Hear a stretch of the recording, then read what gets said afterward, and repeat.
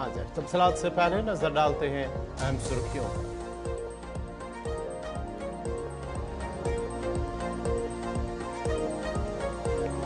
श्रीनगर जम्मू कौमी शाहरा ट्रैफिक के लिए बंद, पंथियाल और दीगर मकामात पर पस्सियां गिराई। श्रीनगर में आज पहली फिल्म कॉन्क्लेव का होगा इनेकाद। बॉलीवुड की कई अहम शख्सियात कश्मीर वार। लद्दाख बढ़ते दर्ज हरारत और ग्लेशियर पिघलने से सैलाब का खतरा। महकमे मौसमियात ने सयाहों को दिया मशवरा। LAC मामले पर भारत चीन के दरमियान मुज़ाकरात से किसी पेशरफ्त का कोई वाज़ेह इशारा न मिला। जम्मू कश्मीर में असम्बली इंतखाबात की तैयारियां। इलेक्शन कमीशन ने अफसरान के तबादलों से मुतल्लिक हिदायत की जारी।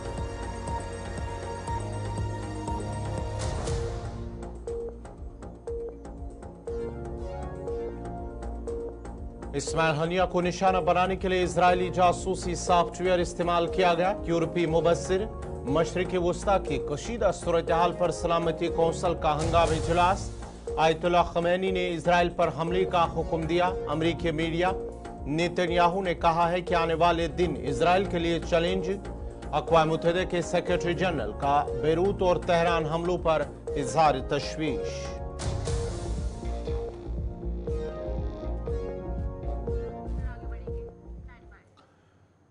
पूरा पेश खबरों की तफसील। सबसे पहले बड़ी खबर हिमाचल से, जहां पर बादल फटने का एक वाक़ा पेश आया है, जिसके नतीजे में 19 अफराद लापता होने की इतलात मौसूल हुई है। शिमला के रामपुर इलाके में बादल फटने से 19 अफराद लापता, जबकि उत्तराखंड में बादल फटने से 2 अफराद की मौत हुई है।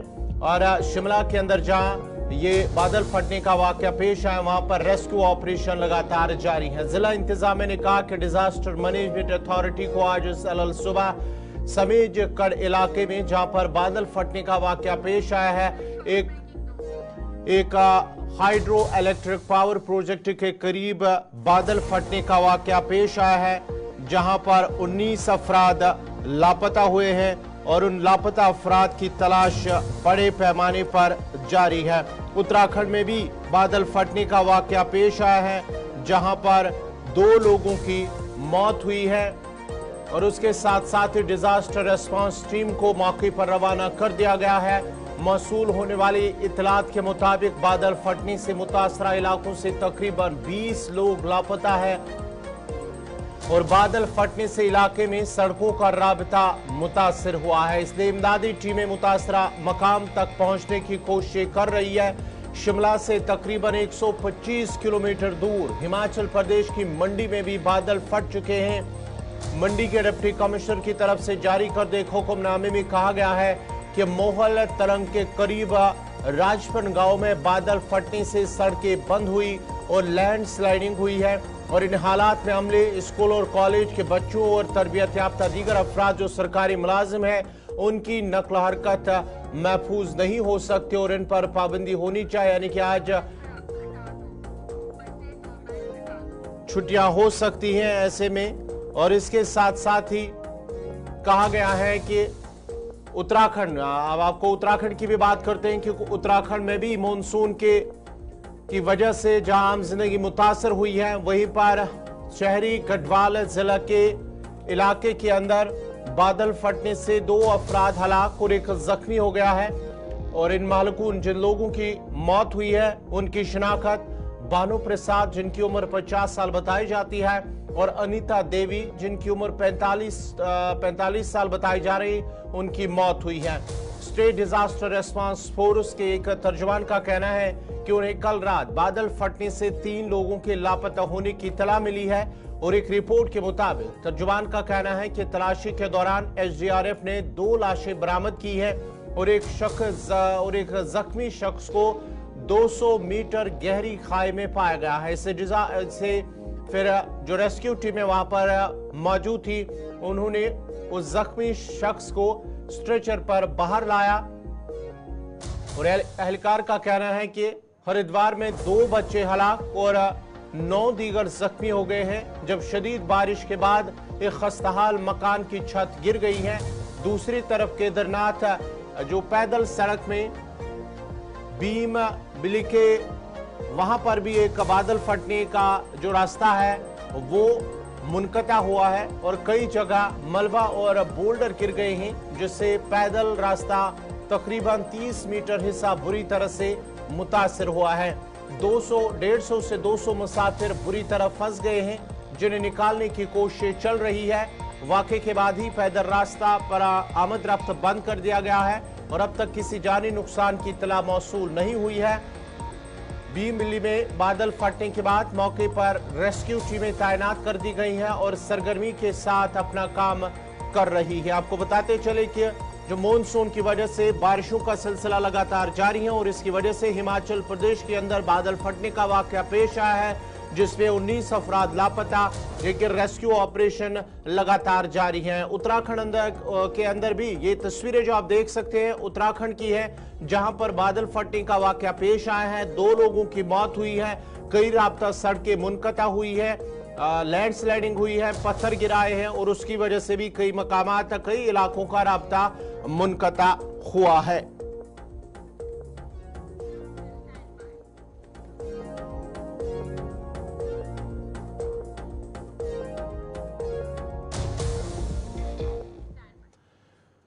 बढ़ते आगे बात जरा बात श्रीनगर जम्मू कौमी शाहरा की भी करते हैं, क्योंकि वहां पर लगातार बारिशों की वजह से श्रीनगर जम्मू कौमी शाहरा फिलहाल ट्रैफिक के लिए बंद है। श्रीनगर जम्मू कौमी शाहरा पर ट्रैफिक की आवाजाही को रोक दिया गया है। पंथियाल और दीगर कई मकामात पर पसियां और पत्थर गिराने की वजह से ट्रैफिक की आमदरफ्त को फिलहाल रोक दिया गया है। आपको बताते चले कि श्रीनगर जम्मू कौमी शाहरा पर भी बारिशों की वजह से पंथियाल और दीगर कई मकामात पर पसियां गिराई हैं, जिसके बाद ही वहां पर गाड़ियों की आवाजाही को रोक दिया गया है। हिंगनी, पंथियाल, रामसू और दीगर मकामात जिनमें किश्तवारी पत्थर है, वहां पर पसियां और पत्थर गिराने की वजह से फिलहाल ट्रैफिक की आमदरफ्त को रोक दिया गया है और ड्राइवरों से अपील की गई है कि अगर वो श्रीनगर जम्मू कौमी शाहरा पर सफर करना चाहते हैं, किसी भी मुसाफिर या कोई भी ड्राइवर सफर करना चाहता है, तो पहले ट्रैफिक कंट्रोल रूम की जानिब से ट्रैफिक जो नंबरात जारी कर दिए गए हैं उन पर वो मालूमात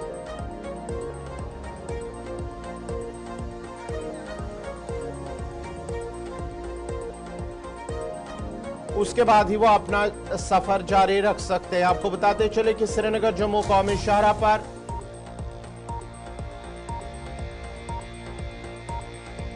पंथियाल, रामसू और साथ ही साथ हिंगनी, रामसू और किश्तवारी पत्थर के मकाम पर भारी पसियां और पत्थर गिराई हैं, जिसकी वजह से श्रीनगर जम्मू कौमी शाहरा पर ट्रैफिक की आमदरफ्त को रोक दिया गया है।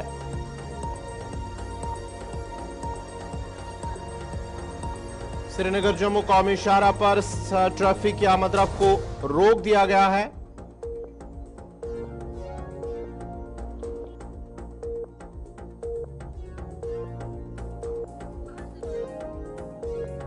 यहां पर आने की वजह से हिंगरी के मकाम पर, रामसू के मकाम पर और किश्तवारी पत्थर के मकाम पर आपको बताते चले कि जम्मू कश्मीर के मौसम ने एक बार फिर करवट बदली है और उसके साथ साथ ही कई इलाकों से इस तरह की खबरें मौसूल हुई हैं कि बारिशों का सिलसिला आज सुबह ही शुरू हुआ है और श्रीनगर जम्मू कौमी शाहरा पर भी मुख्तलिफ मकामात पर जहां पर बारिशें हुई हैं, रामबन और बानिहाल के सेक्टर में वहां पर मड स्लाइड और उसके साथ साथ ही कई मकामात पर पत्थर भी गिराए हैं और दूसरी तरफ से वहां पर मलबा हटाने का काम जारी है। मैन और मशीनरी इस वक्त काम पर लगे हुए हैं। आपको बताते चले कि श्रीनगर जम्मू कौमी शाहरा पर फिलहाल ट्रैफिक की आमदरफ्त को रोक दिया गया है।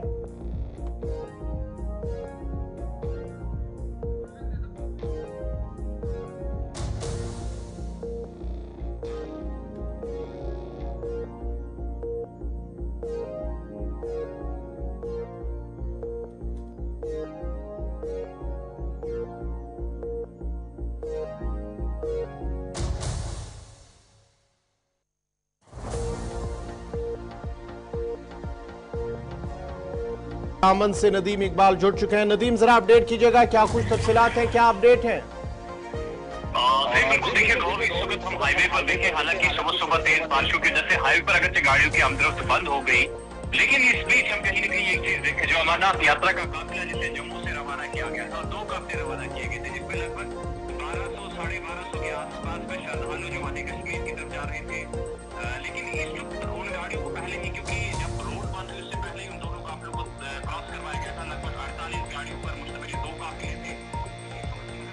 बारिश का सिलसिला भी रुका हुआ है, तो दूसरी तरफ कहीं न कहीं हम कहें कि हाईवे पर गाड़ियों के आमदरफ्त को भी जुज़वी तौर बहाल किया गया है, लेकिन अभी भी हम ये कह नहीं सकते कि मौसम साफ हो गया है पूरी तरह से। अगर बारिशों का सिलसिला अगर दोबारा से शुरू हुआ, जिस तरह से हमने सुबह देखा कि तेज बारिशों का सिलसिला देखने को मिल रहा था, अगर इसी तरह से बारिशों का सिलसिला देखने को मिला तो गाड़ियों की आमदरफ्त मुतासिर हो सकती है। लेकिन फिलहाल लोगों के लिए, मुसाफिरों के लिए, राहगीरों और ड्राइवरों के लिए ये खुशखबरी है कि इस वक्त हाईवे पर गाड़ियों की आमदरफ्त को बहाल किया। लेकिन ये चीजें अभी भी क्लियर नहीं है कि क्या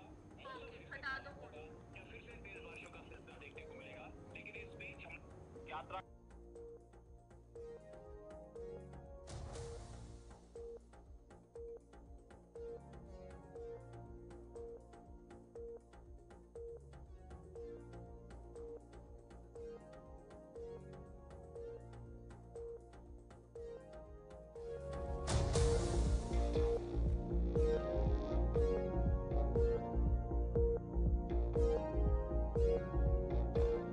पर आज सुबह जब बारिश शुरू हुई है तो उसके साथ ही कई मकामात पर जिनमें पंथियाल, रामसू और उसके साथ साथ किश्तवाड़ी पत्थर, वहां पर लैंडस्लाइडिंग होने की वजह से, पत्थर गिराने की वजह से श्रीनगर जम्मू कौमी शाहरा पर एहतियाती तौर पर ट्रैफिक की आमदरफ्त को रोक दिया गया। लेकिन अगरचे अब मौसम अबरालूद है, बारिशें रुक गई हैं, लेकिन अभी भी श्रीनगर जम्मू कौमी शाहरा पर ट्रैफिक की आमदरफ्त को फिलहाल मुअत्तल है। किसी को भी चलने की इजाजत नहीं है जब तक ना पूरी तरह से शाहरा पर मलबा हटाया जाएगा।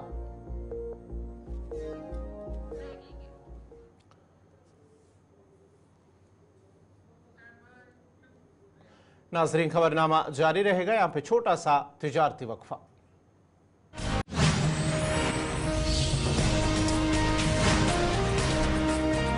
श्रीनगर जम्मू कौमी शाहरा ट्रैफिक की आमदरफ्त के लिए अगरचे बंद है, उसके साथ साथ ही उधमपुर में कश्मीर की तरफ जाने वाली गाड़ियों को रोक दिया गया है। ड्राइवरों से कहा गया है कि कौमी शाहरा काबिल आमदरफ्त होने के बाद ही आने जाने की इजाजत दी जाएगी। मजीद तफसीलात दे रहे हैं उधमपुर से किशोर शर्मा।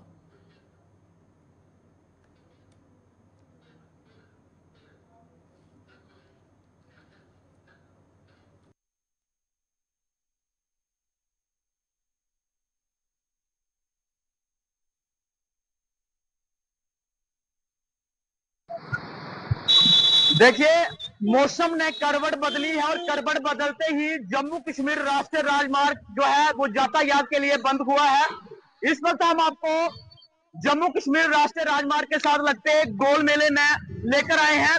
यहाँ जितनी भी कश्मीर बोर्ड की गाड़ियां हैं उन पे रोक लगा दी गई है, उनको आगे जाने की अनुमति जो है वो गोल मेला से नहीं दी जा रही है। जिस तरह से हमारे पास जानकारी आई है उसके मुताबिक ये बताया जा रहा है कि अलग अलग मुकाम पे जो रामबन का सेक्टर है उस इलाके के अंदर जो है वो शूटिंग स्टोन पसके गिरी है, जो कारें हैं वो जुज सतह पे चल रहा है।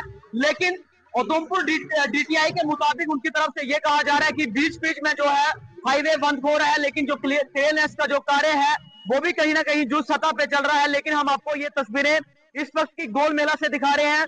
जितनी भी जो बड़ी गाड़ियां हैं उन पे जो है वो रोक लगा दी गई है, उनको यहां से जो है वो आगे जाने की अनुमति नहीं दी जा रही है। जिस तरह से मौसम ने करवट बदली है और करवट बदलते ही देखिए जम्मू कश्मीर राष्ट्रीय राजमार्ग पर उसका असर आपको दिखाई दे रहा है। लेकिन छोटी गाड़ियां जो है उनको फिलहाल देखिए जाने की अनुमति दी जा रही है, लेकिन इसलिए दी जा रही है कि जिस तरह से डीटीआई उधमपुर के मुताबिक उनकी तरफ से ये कहा जा रहा है कि जिस इस इलाके के अंदर जो पसकें गिर रही हैं उस इलाके के अंदर जो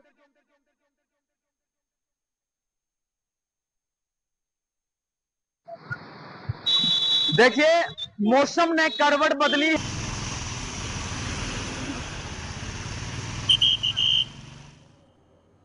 इधर महकमे मौसमियात के साइंसदान सोनम लोटस ने कहा है कि लद्दाख में दर्ज हरारत में जबरदस्त इजाफा तशवीशनाक है। जो बाइस तशवीश है, लद्दाख एक सरहद सराय इलाका है, लेकिन इसका ये मतलब नहीं कि यहाँ हमेशा सर्दी रहती है। यहाँ दिसंबर जनवरी में सर्दियों के दौरान सर्दी होती है, जब लेह में दर्ज हरारत 20 या 25 डिग्री सेल्सियस तक गिर जाता है। उन्होंने मजीद कहा है कि ग्लेशियर्स हमारी कुदरती वसाइल हैं और बहुत ही कीमती है। हमें इन ग्लेशियर से पानी मिलता है, लिहाजा अगर दर्जा हरारत इस तरह बढ़ता है जब लद्दाख का 30 डिग्री मैदानी इलाकों में 40 डिग्री की तरह होता है, शदीद गर्मी से बर्फ के जो तेजी से ये पिघल जाएंगे। उन्होंने कहा है कि मानसून जारी है, लेकिन ऐसा लगता है कि मौसम में तब्दीली मुतवक्का है। देखिए, लद्दाख एक कोल्ड डेजर्ट एरिया है, पर इसका ये मतलब नहीं कि यहाँ पे टेम्परेचर ठंड ही रहता है। ठंड तो विंटर में दिसंबर जनवरी में तो ठंड रहता ही रहता है, -20 -25 तक भी जाते हैं लेह में। तो लेह में देखो, जुलाई अगस्त के महीने में गर्मी होना कोई नई चीज नहीं है, हर साल होते हैं। जुलाई और अगस्त मंथ आर हाईएस्ट जो hottest month of the year for Ladakh. तो जिसमें कारगिल में जैसे लेह से 2-3 डिग्री सेल्सियस हमेशा ज्यादा, अदरवाइज ज्यादा जाता है। तो लेह में इस बार जो हाईएस्ट टेम्परेचर 33 यानी 33.5 डिग्री सेल्सियस रिकॉर्ड किया गया, 28। At the same time Kargil में 28 जुलाई को 37.5 डिग्री सेल्सियस रिकॉर्ड किया गया है, जो कि हमारा वहाँ पे ऑटोमेटिक वेदर स्टेशन से। तो कारगिल में 36-37 डिग्री सेल्सियस जाना, और वो भी कंटिन्यूस भी नहीं, परसिस्टेंट 1-2 दिन जाना। और लेह में 33 या 34 डिग्री पहुंचना कोई नई चीज नहीं। हाँ, अलबत्ता मैं ये नहीं कह रहा हूँ कि गर्मी नहीं, गर्मी बेशक है। जुलाई और अगस्त के महीने में हमेशा, specially second week of July से लेके मिड अगस्त यानी कि 45 डेज तक यहाँ पे काफी गर्मी रहते हैं। तो ये गर्मी की वजह से कभी कभी क्या होते हैं, कभी कभी एकदम कन्वेक्टिव टाइप रेन भी बन जाता है, बारिश, लोकलाइज बारिश भी हो जाते हैं। तो इसका मेन कारण है कि जुलाई अगस्त महीने में वैसे भी हर साल गर्मी होते हैं। तो इस बार highest temperature 33.5 degree Celsius record किया गया है लेह में 28 तारीख को, जो कि कोई नई चीज नहीं है। इससे पहले भी 34 डिग्री सेल्सियस, देन आज से 5-6 साल पहले लेह में 35 डिग्री सेल्सियस या 36 डिग्री सेल्सियस भी रिकॉर्ड किया गया, हर साल नहीं, 1-2 साल में। तो ये जुलाई के महीने में ऐसे होते हैं, नई चीज नहीं। लेकिन क्योंकि अभी मानसून थोड़ा एक्टिव हो रहा है, तो कल से थोड़ा बादल चढ़ने लगा है। चंद जगहों पे मतलब क्लाउडी रहा है, बल्कि आज भी दिन पूरा क्लाउडी रहा है, जिसकी वजह से चंद जगहों पे हल्की फुल्की बारिश भी हो। कल तो कुछ जगहों पे जैसे खास करके लामा लिंगशेट साइड में बिल्कुल लोकलाइज्ड जो है शावर होके, मानसून शावर होके फ्लैश फ्लड भी आया था आपको। लेकिन जम्मू में all India institute of medical sciences, जिसका इफ्तिताह वज़ीर आज़म नरेंद्र मोदी ने रवां साल 20 फरवरी को किया था, आज से अपनी आउट पेशेंट डिपार्टमेंट OPD खदमात शुरू करने वाला है। हुकाम का कहना है कि OPD खदमात पहले आजमाइशी बुनियादों पर चल रही है, जिसकी वजह से इंतजामिया को मरीजों की देखभाल में बेहतरी के लिए इलाकों की निशानदेही करने का मौका मिला है। फिलहाल अस्पताल रोजाना तकरीबन 300 मरीज देखता था और OPD खदमात के बाकायदा आगाज के साथ ही अब ये तादाद बढ़कर करीबन 3000 रोजाना तक पहुंचने की तवक्का है। एग्जीक्यूटिव डायरेक्टर का कहना है कि OPD खदमात के आगाज के बाद अस्पताल दाखिल मरीजों की जो IPD सर्विसेज है उसके साथ ही शुरुआत हो गई सर्जरी और दीगर जो खुसूसियात वहां पर तवज्जो मरकूज रहेगी। उन्होंने मजीद कहा कि इस इंस्टीट्यूट के पैमाने और वकार को देखते हुए जो जम्मू कश्मीर, लद्दाख और पंजाब और हिमाचल प्रदेश के कुछ हिस्सों में खुदमात अंजाम देता है, अस्पताल ने सेहत की बेमिसाल सहूलियात फराहम करने के लिए अमरीका, जर्मनी और दीगर ममालिक से आलात दरामद किए हैं। जैसे बहुत ज्यादा क्रिटिकल पेशेंट है।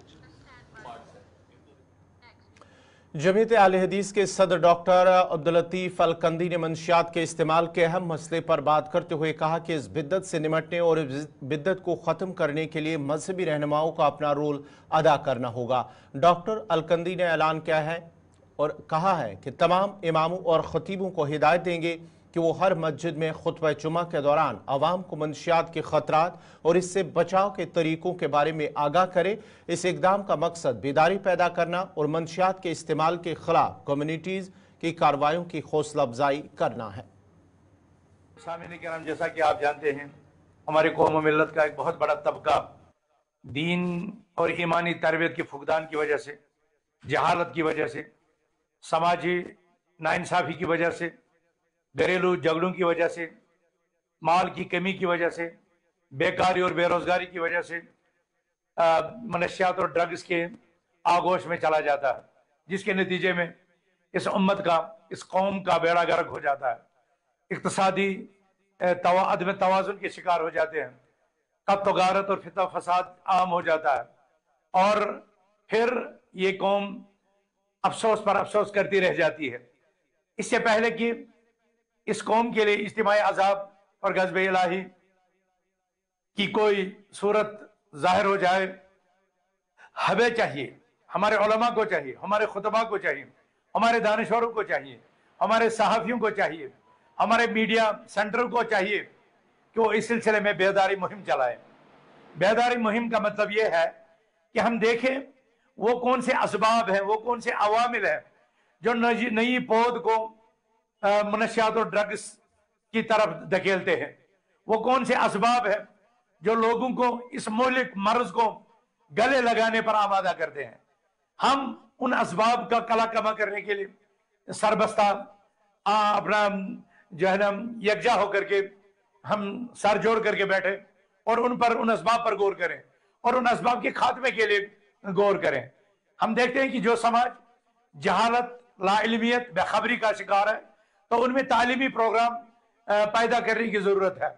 जो समाज गुर्बत की चक्की में पिस रहा है, उनके लिए कारोबार की राहें खोलने की जरूरत है। जो लोग गलत सोहबत इख्तियार किए हुए हैं और वो इस लत में पड़ रहे हैं, उनके लिए सोहबत सालेह का बंदोबस्त करना है। और जो लोग किसी और खामी की वजह से इस लत में पड़ रहे हैं, गर्ज जब असबाब की निशानदेही होगी तो इलाज मुमकिन होगा। जैसा कि आप जानते हैं, जब कोई पेशेंट अस्पताल में जाता है तो डॉक्टर का काम सबसे पहले उसके मर्ज का डायग्नोज करना है, उसकी तशखीस करना है, कि जब तक ना वो मर्ज की तशखीस कर पाएगा तब तक वो सही इलाज दरियाफ्त नहीं कर पाएगा। इसी तरह हमें भी और हमारे मुख्तलिफ तबकात को भी मुआशरे के अमराज की तशखीस करनी है, बीमारियों की तशखीस करनी है, उसको डायग्नोज करना है, ताकि उसी के मुताबिक मुनासिब और मुअस्सिर इलाज किया जा सके। डॉक्टर साहब, आप जमीयत अहले हदीस के सदर है, ये मुझे बता दीजिएगा, आप क्या अपने जो आपके उलमाज है वो उनको क्या लाहेअमल करने की जरूरत, तब जाके ये जो मंशात ये खत्म है? देखिए, हम अपने उलमा को भी तरबियत देते हैं, अपने इदारों में ये तालीम देते हैं कि ईमान बिल्लाह और आखिरत पर ईमान, ये वो असबाब है जो एक इंसान को बड़े से बड़े जुर्म से रोकने के लिए मुइन और मददगार है। जब किसी समाज में ईमानियात के बीज बो दिए जाए और उन्हें आखिरत का तस्वुर आ जाए, उन्हें आखिरत के अकीदे पर पूरा यानी ये ईमान और तवक्कुल और यकीन बढ़ जाए कि फमन यअमल मिस्काल ज़र्रतिन खैरन यरा वमन यअमल मिस्काल ज़र्रतिन शर्रन यरा, जिस शख्स ने इस जहां में एक जरा बराबर भी अच्छाई की होगी तो उसको वहां पाना है, और जो जरा बराबर बुराई करे तो उसका नतीजा भी उसको भुगतना है। जब ये हकीकत लोगों के जहनों में पैदा हो जाए तो यकीन जानिए मनशियात और ड्रग्स तो छोटी बात है, वो बड़े से बड़े जराइम छोड़ने के लिए तैयार हो जाते हैं। मैं आपको नबी अकरम सल्लल्लाहु अलैहि वसल्लम के मुबारक जमाने की तरफ ले जाता हूं। कौन सा जुर्म था जो नहीं किया जाता? बच्चों को तो जिंदा दरगोर कर दिया जाता था, काबा को तो 360 बुतों से सजा दिया गया था। जहालत और अनपढ़ी तो उरूज पर थी, खानदानी जुल्म सितम, घरेलू यानी वायलेंस उरूज पर था, औरतों के हुकूक गसब थे, मजबूत कमजोर को खा जाता था। ऐसे में रसूल सल्लल्लाहु अलैहि वसल्लम के जरिए से ईमान की वो दौलत मिली जिसे इन तमाम नाज़रीन, इसी के साथ ही उर्दू खबरनामा इख्तिताम पज़ीर हुआ चाहता है। अपने मेज़बान गौहर कुछे को इजाज़त दीजिए। अल्लाह हाफ़िज़।